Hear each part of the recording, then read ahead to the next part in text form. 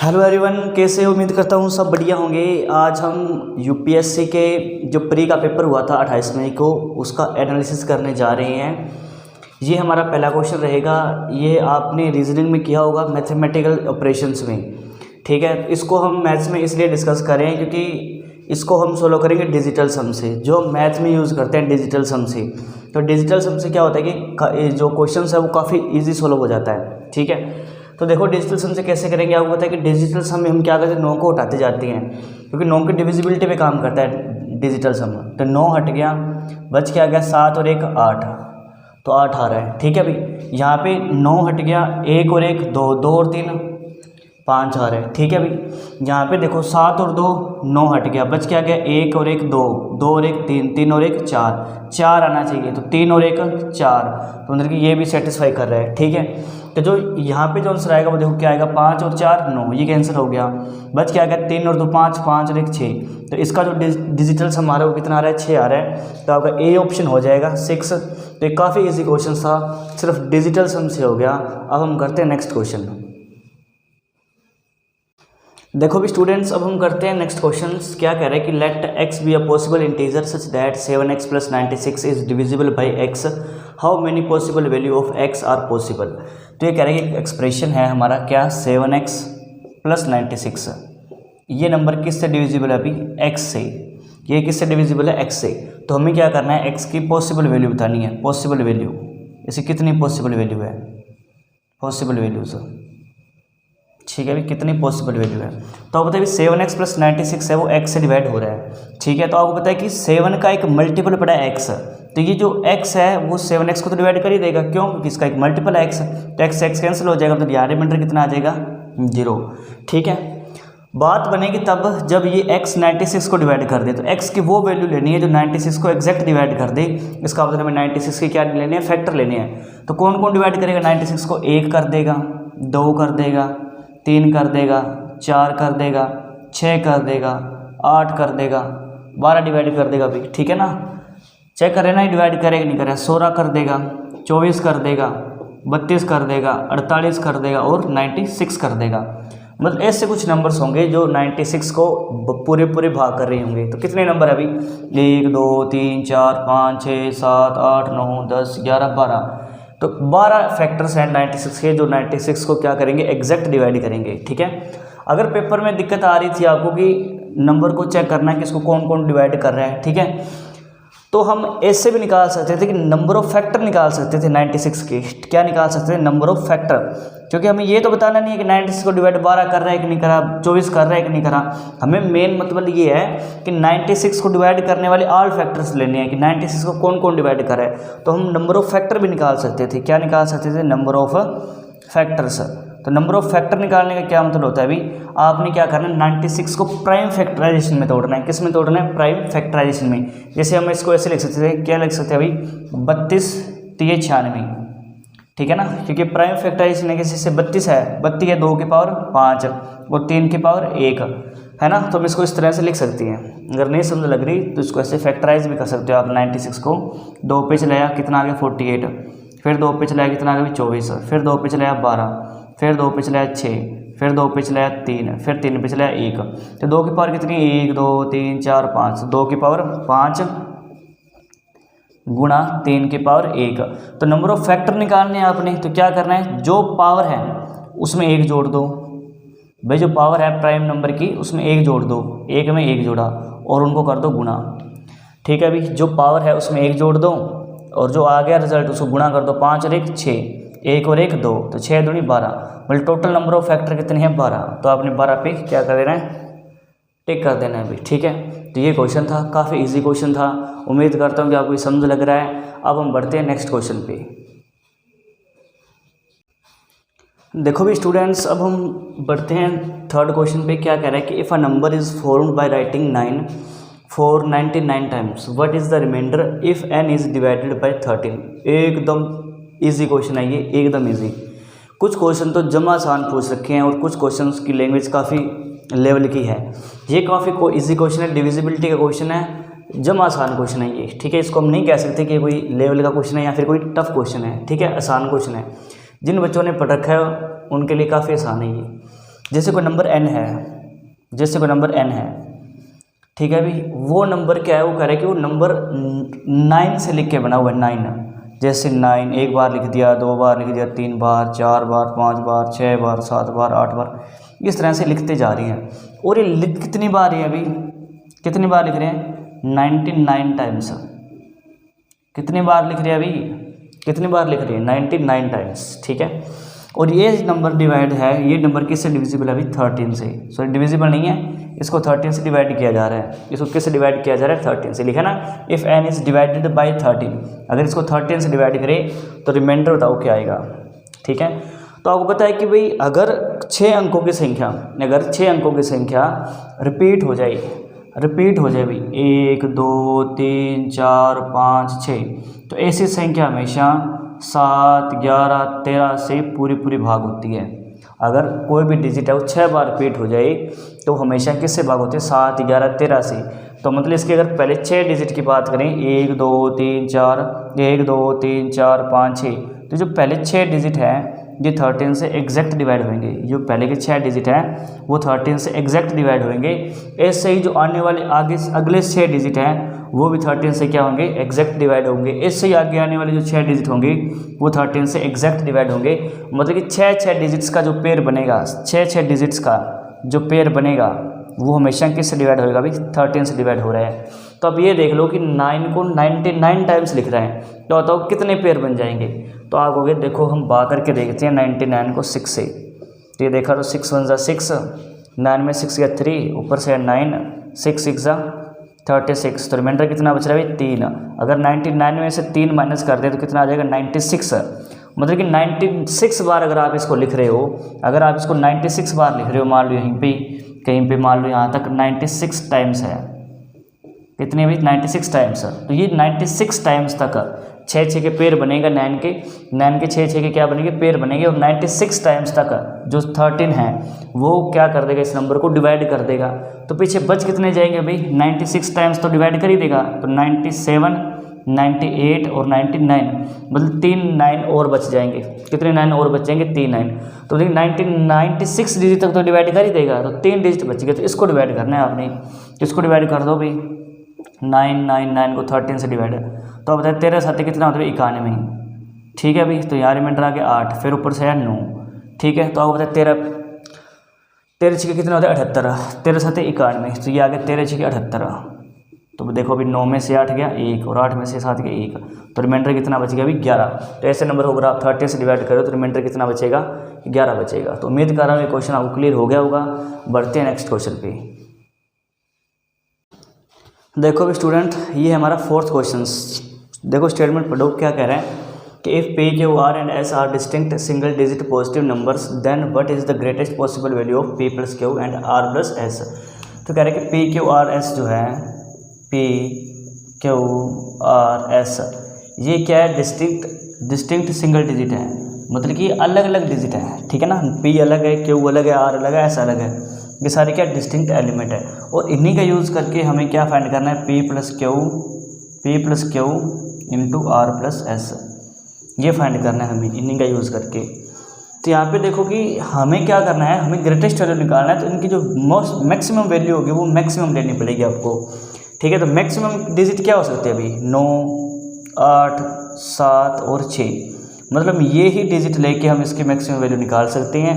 तो मतलब ये रखनी पड़ेगी। तो आप देखो कौन कौन सा सेटिस्फाई कर सकता है, 9 + 8 ये लिख लो, और यहाँ लिख दो अभी 7 + 6, भाई एक पेयर तो ये बन सकता है, ठीक है। और कौन सा पेयर बन सकता है, 9 और 7 का, 9 + 7 और 6 + 8, भाई ये पेयर बन सकता है।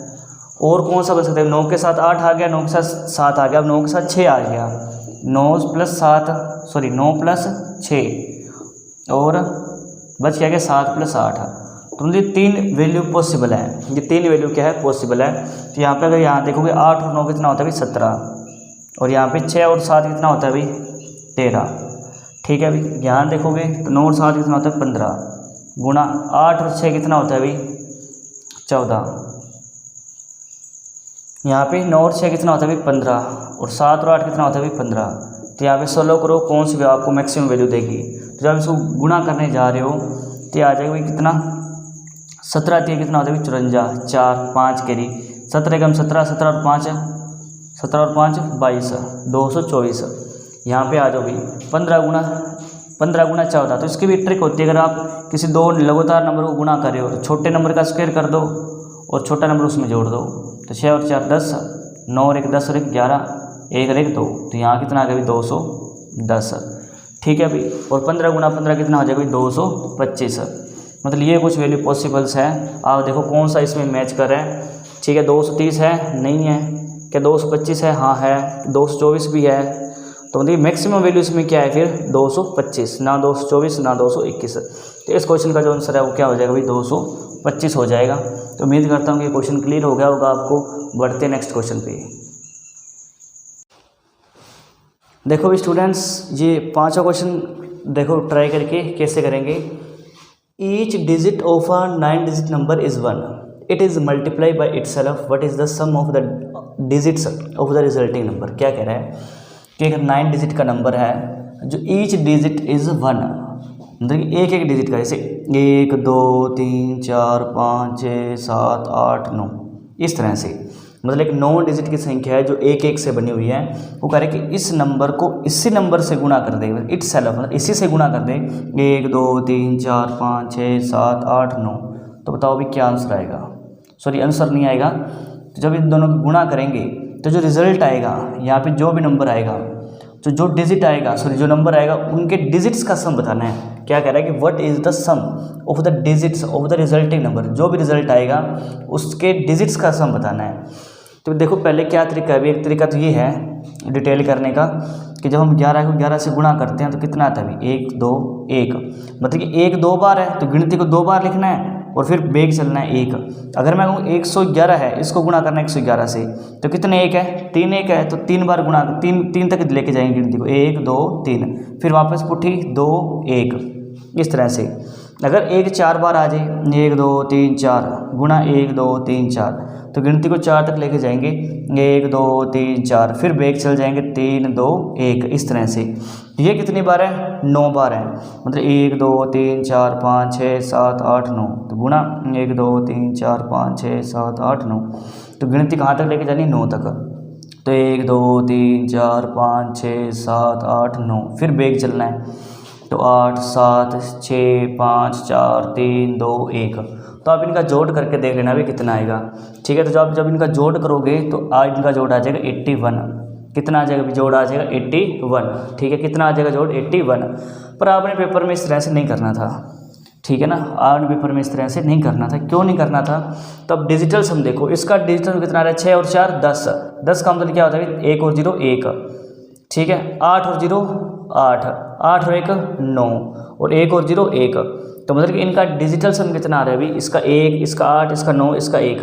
मतलब कि इन दोनों का मैच कर रहा है ना, इन दोनों का मैच कर रहा है। तो हम यहाँ देखते हैं कि इनका डिजिटल सम कितना है। तो यहाँ 9 है और यहाँ भी कितना है, 9। जिनके जोड़ोगे तो 9 9 9 9 81। तो 81 कहाँ पे, अभी सी ऑप्शन में। 81 कहाँ पे, सी ऑप्शन में। तो मात्र एक ही सेकंड का क्वेश्चन था ये, मात्र एक ही सेकंड का, कि डिजिटल सम निकाल लो। यहाँ 9 यहाँ 9, तो 9 गुणा 9 81।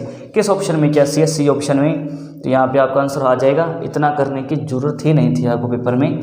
ठीक है, तो उम्मीद करता हूँ क्वेश्चन क्लियर हो गया होगा। मिलते हैं नेक्स्ट क्वेश्चन में।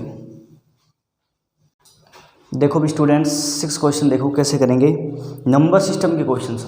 अगर आप देखोगे कि मैक्सिमम जो क्वेश्चंस आए एग्जाम में, मैक्सिमम क्वेश्चन वो आए नंबर सिस्टम से। तो ये भी एक नंबर सिस्टम का क्वेश्चन है, बड़ा बेहतरीन क्वेश्चन है। क्या कहते हैं, what is the sum of all digits which appear in all integers from 1 to 10 to 100। तो कह रहे हैं कि 10 से लेकर 100 तक के जितने भी इंटीजर्स हैं उनके डिजिट्स का सम करना है। यहाँ पे देखना, डिजिट्स का सम करना है, नंबर का सम नहीं करना। जैसे मैं यहाँ पे कहूँ कि 10 + 11, तो यहाँ पे नंबर का सम नहीं करना है कि 11 और 10 21, ये रॉन्ग हो जाएगा। डिजिट्स का सम करना है। जैसे 1 और 0 1, 1 और 1 2, तो 2 और 1 3। तो इस तरह से आपने डिजिट्स का सम करना है, ना कि नंबर्स का सम करना है। ठीक है, तो कुछ बच्चे नंबर्स का सम करके उसके थ्रू एपी के थ्रू करने की कोशिश करते हैं कि एपी बना लेते हैं 10 से लेकर 99 तक और उस तरह से कर लेते हैं। ठीक है ना, उस तरह से नहीं करना। यहाँ पे डिजिट्स का सम करना है, ना कि नंबर्स का सम। ठीक है, तो ये चीज़ है। तो देखो भी कैसे करोगे। जैसे मैं कहूँ कि 10 है, पहले 10, फिर 11, फिर 12, फिर 13, फिर 14, अप टू कहाँ तक है अभी 19 तक। ठीक है, ऐसे यहाँ पे अगर आप देखोगे फिर क्या स्टार्ट हो जाएगा अभी 20, 21, 22, 23, अप टू भाई क्या हो जाएगा 29, कितना हो जाएगा 29, क्योंकि 10 से स्टार्ट करना है, 10 से 19, फिर 20 से 29, फिर ऐसे 30, 31, 32, अप टू कितना अभी 39। इस तरह से कंटिन्यू चलते गए 90 से लेके कहाँ तक भी 99 तक। तो हमें डिजिट का सम करना है, किसका सम करना है भी डिजिट्स का। तो आप यहाँ पे देख पा रहे हो कि 1 से लेकर 9 तक डिजिट यहाँ भी है, 1 से लेकर 9 डिजिट यहाँ भी है, 1 से लेकर 9 डिजिट यहाँ भी है। तो इस तरह से आप ऐसे करो कि 1 से लेकर 9 तक डिजिट्स है, इनका सम कर दो, मतलब 1 plus 2 plus 3 plus up to कहाँ तक भी 9 तक। तो नेचुरल नंबर का सम करने का भी एक ट्रिक होती है कि कितने नंबर है 9, और एक उसके अगला ले लो 10 और बटा कर दो 2।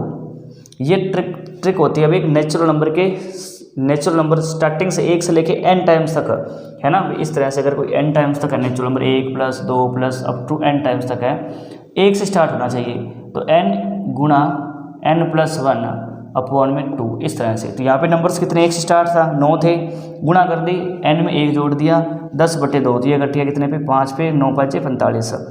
मतलब ये हुआ कि 1 से लेकर 9 तक की संख्या का जोड़ कितना आ गया 45। तो ऐसे कितनी लाइनें हैं अभी, एक लाइन ये, एक वाली, एक 2 वाली, एक 3 वाली, ऐसे कितनी लाइनें अभी 9 तक है। तो 45 को 9 से गुणा कर दो, तो मतलब कि यूनिट प्लेस के सम आ जाएंगे, 10 से लेकर 90 तक के जो यूनिट प्लेस है ना उनका सम आ जाएगा। तो बताओ कितना अभी 9 5 45, 5 4 कैरी, 9 चौके 36, 36 और 4 40, तो 405। तो ये 405 निकल के आया है, ये ओनली फॉर यूनिट प्लेस का निकल गया है सारों का, 10 का, 20 का, 30, 40, 50, 60, 70, 80, 90। ठीक है, अभी क्लियर है इतनी बात है 405। अब देखो आप ये देखो कि अब बच गया क्या 1 2, ये लाइन बच गई 1 2 2 3 3 4 4 अप टू 9 9।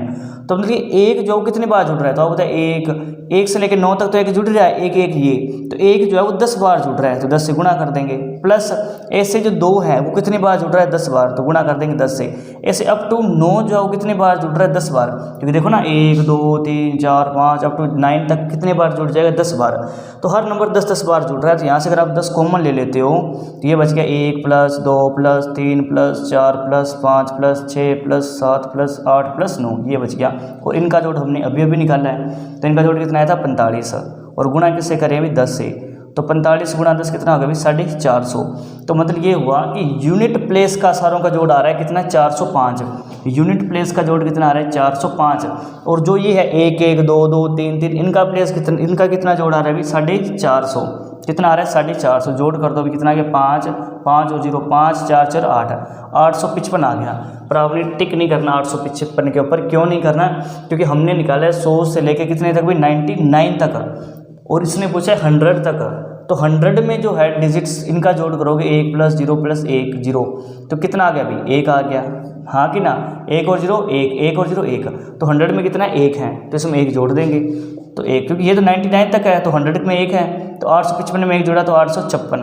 तो मतलब ये हुआ कि 10 से लेके 100 तक के डिजिट्स का जो जोड़ है वो कितना आ गया 856 आ गया। बहुत ही बेहतरीन क्वेश्चन था ये, बहुत बढ़िया क्वेश्चन लगा मुझे। ठीक है, कि काफ़ी डिटेल में इसमें आपसे कुछ चीज़ें पूछी है, तो बहुत बढ़िया लगा। ठीक है, एपी के क्वेश्चन तो डायरेक्ट पूछ लेते हैं, ठीक है, अभी 10 से लेकर 100 तक बताओ संख्या का जोड़ कितना आएगा, पर यहाँ पे अंकों का जोड़ पूछ लिया, डिजिट्स का जोड़ पूछ लिया। ठीक है, तो काफ़ी बच्चे इसको गलत भी करके आई हैं, तो अब मुझे लग रहा है कि सारों को क्लियर हो गया होगा कि क्वेश्चन कैसे करना है। तो अब हम बढ़ते हैं नेक्स्ट क्वेश्चन पे। अगला क्वेश्चन देखो भी स्टूडेंट्स, नेक्स्ट क्वेश्चन है, आज हम यहाँ तक ही करेंगे, 7 क्वेश्चन ही डिस्कस करेंगे, बाकी के जो क्वेश्चंस हैं वो हम नेक्स्ट वीडियो में डिस्कस करेंगे। ठीक है, आज की क्लास का ही लास्ट क्वेश्चन है और डिविजिबिलिटी का क्वेश्चन है, बहुत ही बेहतरीन क्वेश्चन है। For any choice of value of x y and z is z if 6 digit number is the form of x y z is divisible by 7 11 only, या 11 13 only, 7 13 only, या 7 11 13, किससे divide होगा।